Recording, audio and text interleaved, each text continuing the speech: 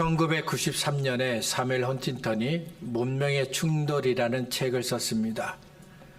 여기서 문명은 여러 가지 의미로 사용됩니다. 민주주의나 공산주의처럼 이념으로 이해할 수도 있습니다. 기독교, 이슬람, 불교, 힌두교처럼 종교로 이해할 수도 있습니다. 혹은 아시아, 북아메리카, 남아메리카, 아프리카, 유럽처럼 지역 혹은 민족으로 이해할 수도 있습니다.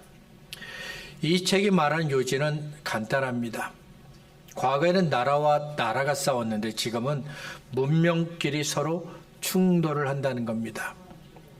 처음에 이 책을 읽었을 때는 좋은 책 한 권 읽었다 이렇게 여겼습니다. 오래전에 읽었기 때문에 이 책에서 나왔던 그 많은 내용들을 다 잊어버렸습니다. 그런데 지금은 사무엘 헌팅턴이 말한 것들이 이해가 됩니다. 그의 말이 맞다고 여깁니다. 사무엘 헌팅턴이 말한 대로 문명의 충돌이 곳곳에서 일어나고 있습니다. 나와 다른 이념, 다른 생각을 가진 사람들과 충돌을 하고 있습니다. 나와 다른 종교를 가진 사람들과 충돌을 하고 있습니다.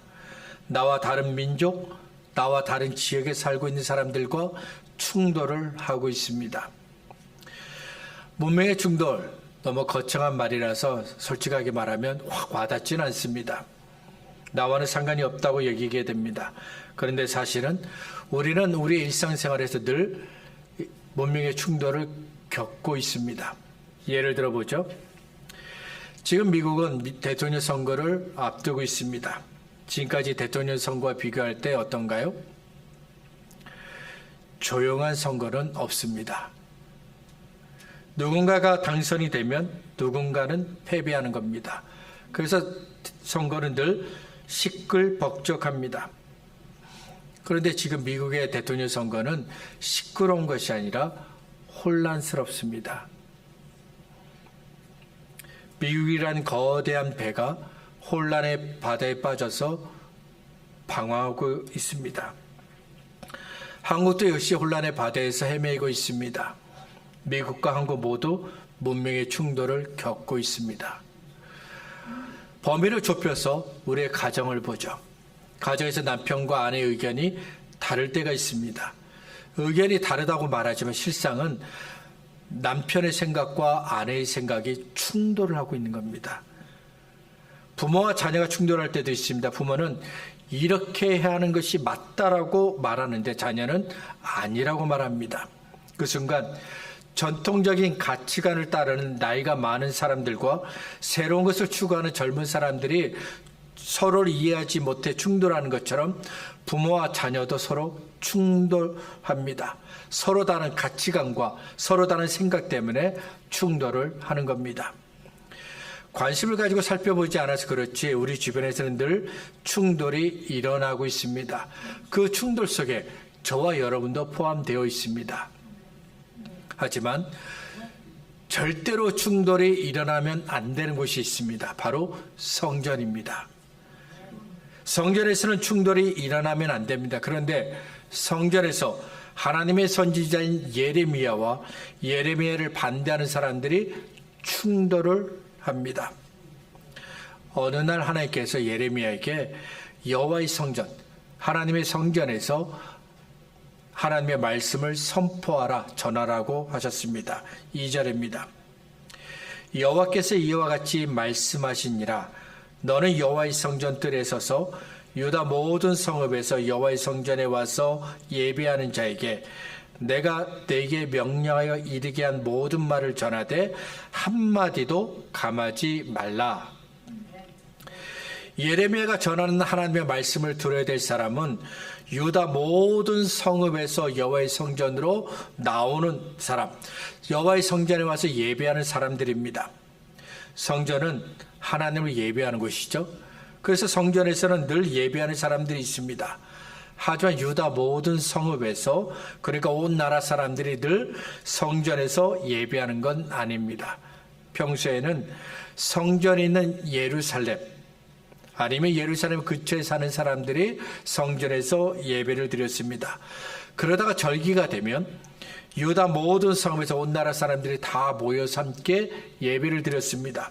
그러니까 예레미야는 어떤 절기에 성전에서 예배하는 사람들에게 하나님의 말씀을 전해야 하는 겁니다. 왜냐하면 지금부터 예레미야가 전하는 하나님의 말씀은 몇몇 사람들이 아니라 모든 사람들이 들어야 할 하나님의 말씀이기 때문입니다. 다음으로 예레미야는 하나님의 말씀을 성전뜰에서 전해야 합니다. 성전 안, 그러니까 제사를 드리는 곳은 제사장 밖에 들어가지 못합니다. 그래서 제사장을 제외한 다른 사람들은 성전뜰에 머물고 있습니다. 하지만 여기서 성전뜰은 성전 자체를 가리킵니다. 제사를 드리는 성전 내부와 구별이 되지만 성전뜰 역시 성전의 일부분입니다. 그래서 성전뜰에서 하나님의 말씀을 전하라고 하신 것은 그 성전 그 자체에서 성전에서 하나님의 말씀을 전하라는 겁니다. 또 하나님은 예레미야에게 하나님께서 하신 말씀을 더하지도 말고 빼지도 말고 있는 그대로 전하라고 하셨습니다. 하나님께서 이렇게 말씀하신 이유가 있습니다. 3절부터 5절입니다. 그들이 듣고 혹시 각각 그 악한 길에서 돌아오리라. 그리하면 내가 그들의 악행으로 말미암아 그들에게 재앙을 내리려 하던 뜻을 돌이키리라. 너는 그들에게 이와 같이 이르라. 여호와의 말씀에 너희가 나를 순종하지 아니하며 내가 너희 앞에 둔 내 율법을 행하지 아니하며 내가 너희에게 나의 종 선지자들을 꾸준히 보내 그들의 말을 순종하라고 하였으나 너희는 순종하지 아니하였느니라. 이스라엘은 하나님의 백성입니다. 그런데 그들이 하나님이 아닌 우상을 섬겼습니다. 다른 신을 섬겼다는 겁니다. 하나님의 율법을 버리고 자기들의 욕심을 따라갔습니다. 하나님으로부터 멀어졌습니다. 그래서 하나님께서 악의 길을 선택한 이스라엘에게 성전이 파괴되는 재앙을 내리겠다고 말씀하셨습니다. 세상 모든 민족이 이스라엘을 조롱하고 망신을 주는 죄에 대한 심판을 하나님께서 하시겠다고 하셨습니다. 지금 예레미야 선지자가 전한 말씀을 들은 사람들은 충격을 받았습니다. 예레미야가 전한 말을 들은 사람들이 어디에 있습니까? 성전에 있습니다. 그들이 무엇을 하고 있습니까? 하나님을 예배하고 있습니다. 그런데 하나님께서 하나님을 예배하는 이 성전을 파괴하겠다, 무너뜨리겠다라고 하셨습니다. 하나님의 말씀은 여기서 끝이 아닙니다. 재앙과 심판을 말씀하신 후 그 다음에 다시 돌이킬 수 있는 기회, 돌아올 수 있는 기회를 또 주셨습니다. 하나님께 죄를 회개하고 하나님께 돌아오면 재앙과 심판을 내리지 않겠다고 하셨습니다. 죄를 지으면 반드시 죽는 것, 이것이 하나님의 법입니다. 이스라엘이 하나님을 버리고 율법을 지키지 않았습니다. 그러면 당연히 하나님의 심판과 재앙을 받아야 합니다. 그런데 하나님께서 다시 기회를 주셨습니다. 그러면 우리는 이 기회를 놓치면 안 됩니다. 반드시 이 기회를 잡아야 합니다. 자꾸만 회개의 기회를 뒤로 밀어내버리는 우리들에게 고린도후서 6장 1절과 2절은 이 기회를 지금 당장 잡으라고 말씀합니다. 우리가 하나님과 함께 일하는 자로서 너희를 권하노니 하나님의 은혜를 헛되이 받지 말라. 이르시되 내가 은혜 베풀 때에 너에게 듣고 구원의 날에 너를 도왔다 하셨으니 보라 지금은 은혜 받을 만한 때요 보라 지금은 구원의 날이로다. 하나님께서 예레미야에게 주신 말씀이 끝이 났습니다. 사람들에게 해야 할 말이 다 끝났습니다. 그 다음에는 어떻게 되었을까요? 성전뜰에 있는 모든 사람들이 예레미야 선지자가 전한 하나님의 말씀을 다 들었습니다. 그러면 하나님의 말씀을 들은 사람들은 어떤 반응을 보였을까요? 지금이 하나님의 은혜의 때라고 여겼을까요? 지금이 하나님께서 우리를 구원하신 때라고 여겼을까요? 하나님의 말씀을 들은 사람들이 그 자리에 무릎을 꿇고 가슴을 치며 회개했을까요? 우리의 기대처럼 되었으면 얼마나 좋겠습니까? 우리가 기대했던 일은 일어나지 않았습니다. 예레미야 선지자가 전하는 하나님의 말씀을 들은 사람들의 반응은 분노였습니다. 회개가 아닙니다. 분노했습니다. 8절과 9절을 다시 한번 보겠습니다. 예레미야가 여호와께서 명령하신 말씀을 모든 백성에게 전하기를 마침에 제사장들과 선지자들과 모든 백성이 그를 붙잡고 이르되 네가 반드시 죽어야 하리라. 어찌하여 네가 여호와 이름을 의지하고 예언하여 이르기를 이 성전이 실로같이 되겠고 이 성이 황폐하여 주민이 없으리라 하느냐 하며 그 모든 백성이 여호와의 성전에서 예레미야를 향하여 모여드니라. 예레미야가 하나님의 말씀을 전했습니다. 그러자 성전에서 일하는 제사장들과 여러 선지자들이 예레미야를 죽이려고 했습니다. 예레미야와 예레미야를 반대하는 사람들이 충돌을 한 겁니다. 이 충돌 속에는 많은 의미가 담겨 있습니다. 이 충돌은 예레미야에게 말씀을 주신 여호와와 여호와의 말씀을 거절한 사람들이 충돌을 한 겁니다. 여호와께로 돌아오라는 여호와와 여호와께 돌아가기를 거부한 사람들이 충돌을 한 겁니다. 하나님의 말씀을 믿고 의지하는 사람과 거짓말하는 사람들이 충돌을 한 겁니다. 이스라엘을 향하신 여호와의 인자하심과 선하심과 공의를 죄인들의 완악함과 강팍함과 미련함과 충돌을 한 겁니다. 이 충돌이 세상과의 충돌이었으면 얼마나 좋았겠습니까? 오순절 성령 강림 이후 교회가 유대인들과 충돌했던 것처럼 교회가 교회를 핍박하는 로마에 충돌했던 것처럼 하나님 없이 사는 세상과 충돌했다면 얼마나 좋았겠습니까? 안타깝게도 이 충돌은 성전 안에서 일어난 충돌이었습니다. 그러면 이 사람들은 왜 예레미야에게 분노했을까요? 특별히 제사장들과 선지자들이 분노했는데 모두 하나님을 위해서 일하는 사람들입니다. 그런데 왜 예레미야에게 분노했을까요? 왜 예레미야를 죽이려고 했을까요? 자기들에게는 죄가 없다고 여겼기 때문입니다. 하나님의 성전은 결코 망하지 않는다고 여겼기 때문입니다. 예루살렘은 결코 멸망하지 않는다고 믿었기 때문입니다. 그리고 하나님을 향한 그들의 믿음이 변질되고 부패했기 때문입니다. 그래서 하나님께서 예레미야에게 다른 곳도 아닌 성전들에서 하나님의 말씀을 전하라고 하신 겁니다. 하나님의 말씀을 제일 먼저 들어야 될 사람들이 바로 제사장들과 선지자들이기 때문입니다. 성전은 하나님께서 임재하시는 곳입니다. 하나님을 예배하는 곳입니다. 그래서 하나님의 집이라고 부릅니다. 때문에 이곳에는 당연히 하나님이 계셔야 합니다. 하지만 지금 이곳에는 하나님이 계시지 않습니다. 하나님의 집도 있고 예배도 있는데 정작 중요한 하나님이 계시지 않았습니다. 제사를 돕는 제사장이 있었지만 그들의 마음속에는 하나님이 계시지 않았습니다. 하나님의 말씀을 전한다고 말하는 선지자들은 있었지만 그들의 마음속에 하나님이 계시지 않았습니다. 제사장과 선지자, 그들은 성전에 가장 어울리는 사람들이었지만 사실은 성전에서 가장 어울리지 않는 사람들이었습니다. 그들의 믿음은 이미 썩어서 냄새가 나고 있었습니다. 그들에게는 하나님께서 엘리의 두 아들에게 하신 말씀이 어울립니다. 엘리의 아들들은 행실이 나빠 여호와를 알지 못하더라. 성전에서는 누구나 보호를 받아야 합니다. 그러나 보호를 받아야 할 성전에서 예레미야는 보호를 받지 못했습니다.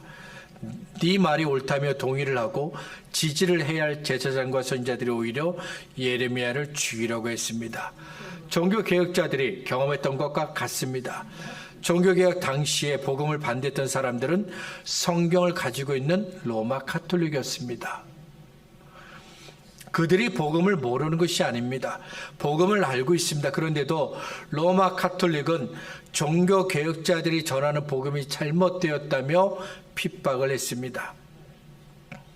우리 시대도 이런 모습을 볼 수 있습니다. 과거와 달리 인터넷을 통해 많은 설교를 들을 수 있게 되었습니다. 어디선지 우리는 말씀을 들을 수 있게 되었습니다. 그래서 배운 것도 많고 알고 있는 것도 많습니다. 그리고 그와 동시에 착각도 커졌습니다. 설교를 많이 들었지만 정작 하나님의 말씀 앞에 서본 적이 없습니다. 히브리서 4장 12절은 하나님의 말씀은 살았고 날이 선 검보다도 더 예리하여 우리의 혼과 영과 관절과 골수를 찔러 쪼개고 마음의 생각과 뜻을 감찰한다 말씀합니다. 따라서 우리는 하나님의 말씀을 들을 때마다 날이 선 검보다 더 예리한 하나님의 말씀이 내 혼과 영과 마음과 뜻을 찌르는 그런 순간을 경험해야 합니다. 그런데 살아계신 하나님의 말씀으로 찔려 본 적이 없습니다. 하나님의 말씀으로 나를 찔러 본 적도 없습니다. 듣기 좋은 말씀만 선택해서 들었기 때문입니다. 그래서 나는 믿음이 있습니다.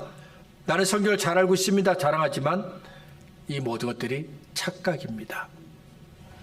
하나님의 말씀은 하나님의 말씀을 신실하게 듣는 사람들에게 허락됩니다. 이런 사람들에게 하나님의 말씀은 두려움과 떨림으로 다가옵니다. 그리고 그 말씀을 듣는 사람은 반드시 변합니다. 때문에 하나님의 말씀으로 생각과 뜻이 변하고 삶이 변하는 사람, 말씀을 두려움과 떨림으로 듣는 사람, 그 사람이 바로 하나님의 말씀을 듣는 사람이라고 말할 수 있습니다. 저와 여러분 우리 모두가 하나님의 말씀을 듣는 사람이 되시기를 바랍니다. 하나님의 말씀으로 찔림받고 하나님의 말씀으로 변화되는 저와 여러분이 되시기를 바랍니다. 성전 안에서 예레미야가 제사장들과 선지자들과 충돌하는 것을 보면서 마음이 아팠습니다. 가슴이 찢어지는 것 같았습니다. 성전이 어떤 곳입니까? 성전은 하나님께서 거하시는 곳입니다.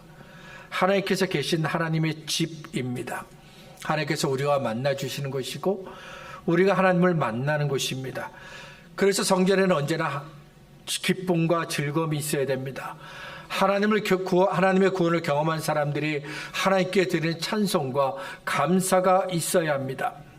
하나님을 사랑해서 아낌없이 자신을 드리는 섬김과 헌신이 있어야 합니다. 하나님께서 나를 사랑하신 것처럼 나도 다른 사람들을 사랑하는 사랑이 있는 곳, 그것이 바로 성전입니다. 그런데 성전에도 충돌이 일어났습니다. 싸움이 일어났습니다. 그러자 당연히 성전에 있어야 할 구원의 즐거움과 감사와 찬송, 예배의 기쁨과 섬김과 헌신, 사랑이 다 사라져 버렸습니다. 그때 하나님은 어디에 계셨을까요? 성전 안에서 예레미야가 제사장들과 선지자들과 충돌했을 때 하나님은 어디에 계셨을까요? 자기들이 옳다며 하나님의 말씀을 거절하고 하나님께서 보내신 예레미야와 싸우고 충돌했을 때 하나님은 어디에 계셨을까요? 그 순간 하나님은 침묵하셨습니다. 그리고 나중에 예레미야에게만 말씀하셨습니다. 스스로 하나님을 믿는다고 자랑하는 사람, 제사장들과 선지자들에게는 아무 말씀도 하지 않으셨습니다. 비슷한 일이 교회에서도 일어나곤 합니다. 서로 다른 문명이 충돌하는 건 당연한 겁니다. 나와 다르기 때문에 충돌하는 것 당연한 겁니다. 하지만 성전에서는 충돌이 일어나면 안 됩니다. 그리고 교회에서도 충돌이 일어나면 안 됩니다. 교회는 하나님의 집입니다. 하나님께서 계시는 곳이고 우리가 하나님을 예배하는 곳입니다. 그래서 교회에서는 언제나 하나님의 말씀이 선포되어야 합니다. 하나님의 이름이 높아져야 합니다. 하나님만 영광을 받으셔야 되고 하나님의 뜻이 언제나 교회에서는 이루어져야 합니다. 교회는 나와 다르다고 충돌하는 곳이 아닙니다. 교회는 하나님을 인정하고 하나님을 높이고 하나님을 예배하는 곳입니다. 성전과 교회에서 충돌이 있으면 안 되는 것처럼 하나님과 우리도 충돌하면 안 됩니다. 하나님과 나도 충돌하면 안 됩니다. 하나님과 우리가, 하나님과 내가 충돌할 때가 있습니다. 하나님의 뜻이 내 뜻과 달라서 충돌합니다. 하나님의 생각이 내 생각과 달라서 충돌합니다. 하나님의 응답이 내가 기다리던 응답이 아니기 때문에 충돌합니다. 이렇게 충돌할 때 사람들은 두 가지 중에 하나를 선택하게 됩니다. 하나는 계속해서 내 생각과 내 뜻과 내 결정이 맞다고 주장하는 겁니다. 예레미야와 충돌했던 제사장들과 선지자들은 자기들의 뜻과 생각과 결정이 옳다고 여겼습니다. 결국 그들은 하나님께서 바빌론을 통해 성전을 무너뜨리고 파괴하는 것들을 보게 됩니다.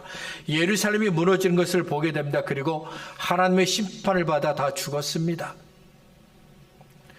예수님을 십자가에 못 박았던 유대인들도 자기들의 뜻과 생각과 결정을 옳다고 여겼습니다.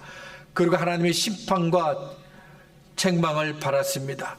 지금도 많은 사람들이 자기들의 뜻과 생각과 결정을 옳다고 믿습니다. 그래도 하나님은 지금의 하나님의 은혜를 받을 때다, 지금의 하나님의 구원을 받을 때다 말씀하시며 내게 돌아오라, 내게 돌아오라 말씀하십니다. 그런데도 거부합니다. 그러면 어떻게 될까요?